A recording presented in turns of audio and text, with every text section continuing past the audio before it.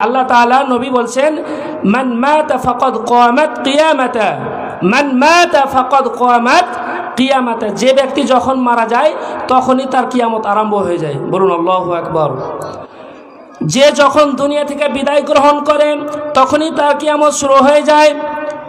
দুনিয়ায় একজন মানুষ যখন আল্লাহ তাআলার পথে চলতে চায়, আল্লাহ তাআলা এই ক্ষণিকের দুনিয়াতে যদি কোনো মানুষ আল্লাহ তাআলার হুকুম মোতাবেক পরিচালিত হয়, নিজে পরিচালিত হয়, অন্যকে পরিচালিত করে, আল্লাহ তাআলা কাল কিয়ামতের দিন তার নাজাতের ব্যবস্থা করবেন।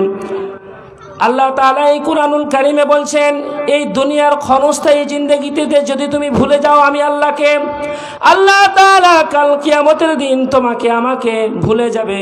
কুরআনুল কারীমে সেই কথাই সাক্ষী দিচ্ছেন, ওয়ালা তাকুনু কাল্লাযীনা নাসুল্লাহা ফাআনসাহুম আনফুসাহুম।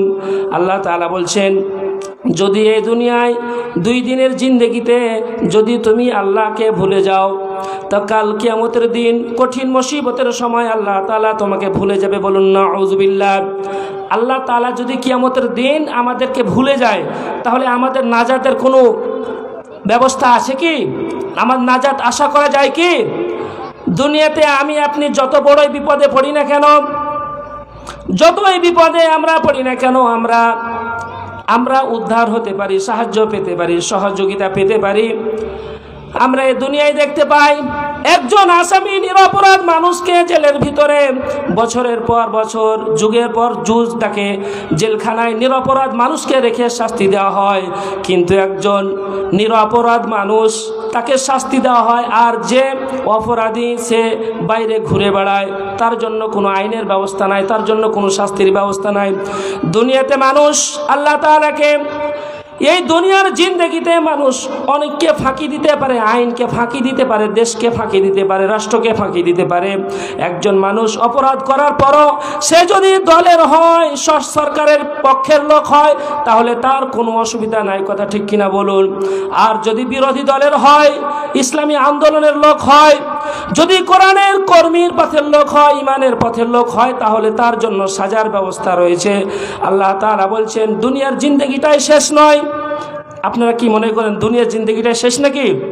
দুনিয়ার জিন্দেগি শেষ নয়।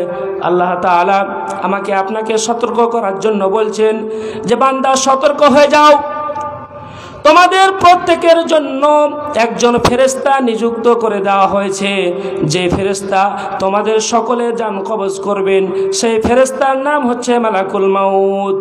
আল্লাহ তাআলা কালামে পাকে ইরশাদ করেন, কুল ইয়াতাওয়াফাকুম মালাকুল মাউতিল্লাযী উকিলা বিকুম সুম্মা ইলা রাব্বিকুম তুরজাউন।